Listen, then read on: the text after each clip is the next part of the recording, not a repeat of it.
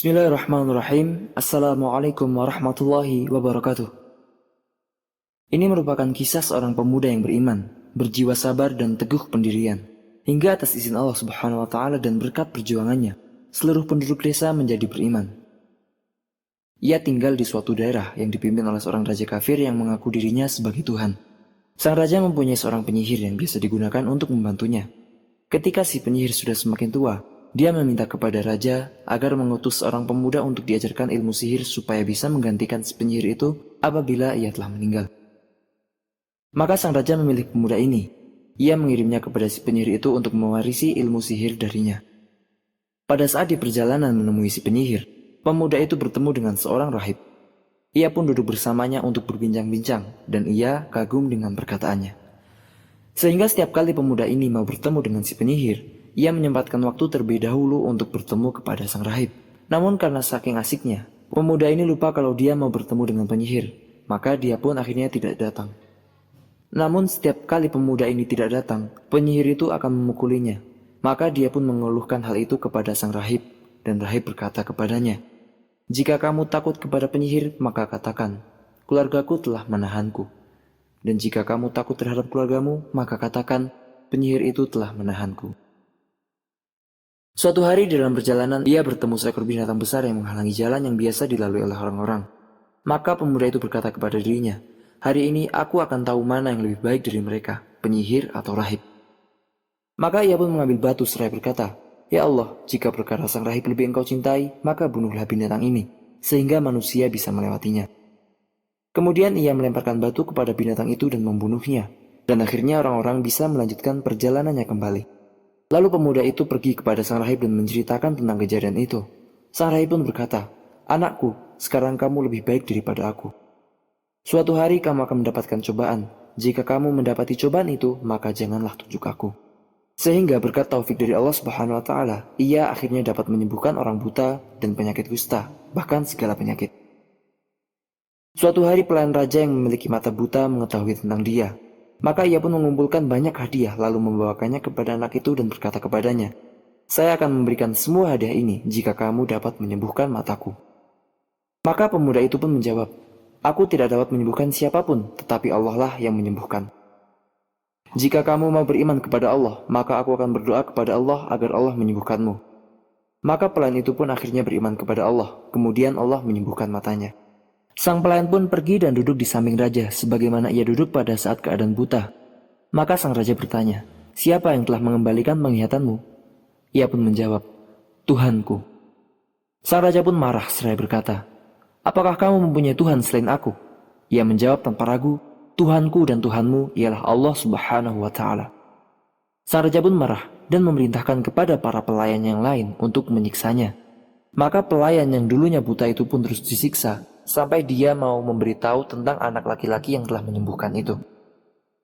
Pelayan itu pun akhirnya memberitahunya. Maka sang raja memerintahkan kepada para pelayan-pelayannya untuk membawa pemuda itu, lalu dia berkata kepadanya, "Kamu telah banyak mempelajari ilmu sihir sehingga kamu sekarang bisa menyembuhkan orang buta dan penyakit kusta, dan kamu pun melakukannya." Sang pemuda menjawab, "Aku tidak menyembuhkan siapapun, tetapi Allah lah yang telah menyembuhkannya." Maka sang raja memerintahkan kepada para pelayannya untuk menyiksa pemuda itu. Ia terus disiksa sampai dia mau memberitahu perihal sang rahib, dan akhirnya ia pun memberitahunya. Maka sang rahib dihadirkan dan berkata kepadanya, "Kembalilah dari agamamu." Sang rahib pun enggan untuk kembali. Ia disiksa dengan cara yang sangat kejam. Kepalanya dibelah menjadi dua menggunakan gergaji. Kemudian kepalanya dibawa kepada pelayan raja yang dulunya buta. Sang raja berkata, "Kembalilah ke agamamu." Namun ia pun enggan menurutinya sehingga ia pun disiksa seperti sang rahib. Kemudian kepalanya dibawa kepada pemuda itu dan berkata, "Kembalilah ke agamamu." Sang anak pun enggan, maka raja menyuruh kepada pelayannya untuk membawa anak itu ke atas gunung. Hingga sampai di atas gunung, sang anak berdoa kepada Allah Ta'ala, "Ya Allah, cukupkan mereka dengan apapun yang engkau inginkan." Maka seketika itu gunung pun berguncang dan akhirnya menjatuhkan para pelayan raja. Pemuda itu pun kembali kepada raja. Sang raja berkata, "Di mana orang-orang yang bersamamu?" Dia menjawab, "Allah telah mencukupinya," atau Allah telah menyudahinya. Maka sang raja memerintahkan kepada para pelayannya untuk membawa anak itu ke atas kapal dan membawanya di tengah laut, lalu memberi pilihan di sana. kembali ke agamanya atau ditenggelamkan. Maka mereka pun membawanya, dan anak itu berdoa kepada Allah, "Ya Allah, cukupkan mereka dengan apapun yang Engkau inginkan." Maka seketika itu, kapal pun terbalik, hingga mereka para pelayan raja, dan siapapun yang bersamanya akhirnya tenggelam, kecuali anak itu. Lalu anak itu kembali kepada raja dan sang raja bertanya dalam keheranan, "Di mana orang-orang yang bersamamu?" Anak itu pun berkata, "Engkau tidak dapat membunuhku, kecuali engkau melakukan apa yang aku perintahkan." Sang raja berkata, "Apa itu?" Pemuda yang beriman itu berkata, "Kumpulkan manusia pada satu tempat, saliblah aku pada suatu batang. Kemudian panahlah aku dengan mengucapkan Bismillahirrabbilgulam. Jika kamu mau melakukan itu, maka kamu baru bisa membunuhku." Sang raja senang terhadap hal itu, maka dia segera memerintahkan kepada para pelayannya untuk mengumpulkan orang-orang. Lalu pemuda itu pun disalib di hadapan mereka, dan ia memanahnya sesuai dengan perintah pemuda itu. Sehingga pemuda itu akhirnya meninggal dunia. Seketika itu orang-orang berteriak seraya berkata, "Kami beriman terhadap Tuhan anak itu." Kemudian pelayan sang raja bergegas seraya berkata, "Tidakkah kamu melihat terhadap apa yang kamu takuti? Semuanya sudah terjadi. Semua orang-orang telah beriman kepada Tuhan pemuda itu." Sang raja kemudian memerintahkan kepada para pelayannya untuk membuat pilihan kepada orang-orang. Ada kalanya mereka kembali dari agamanya atau mereka akan dimasukkan ke dalam lubang itu. Maka kemudian para pelayan raja melakukan titah raja itu. Ketika giliran sampai pada seorang wanita yang bersamanya terdapat bayi laki-laki, wanita itu pun takut untuk dimasukkan ke dalam lubang api itu. Maka Allah Subhanahu wa Ta'ala mengilhamkan kepada bayi laki-laki tersebut, dan bayi laki-laki itu berkata, "Wahai ibu, janganlah takut. Sungguh engkau berada dalam kebenaran." Dinamakan dengan kisah Ashabul Ukhdud dikarenakan bernisbah kepada lubang yang dibuat untuk penyiksaan orang-orang mukmin. Dan makna Ukhdud ialah suatu lubang persegi panjang yang cekung ke dalam tanah, atau lubang yang ada di dalam tanah, terutama di atas permukaan tanah. Disebutkan di dalam beberapa sumber bahwa raja yang melakukan kejahatan ini bernama Yusuf bin Syarahil. Dia pemimpin di kota Najran yang sekarang terletak di Saudi Arabia. Selain itu juga ia melakukan sejumlah kejahatan lain terhadap orang Kristen di Makka, Dhofar Yarim, dan sebagian Marib dan Hadramaut. Ibnu Ishaq dan Abu Sholih meriwayatkan dari Ibnu Abbas bahwa Ashabul Ukhdud ialah kaum Nasrani di Najran. Sedangkan Imam Dhahak berkata bahwa Ashabul Ukhdud ialah kaum Nasrani yang berada di Yaman, 40 tahun sebelum Rasulullah SAW diutus.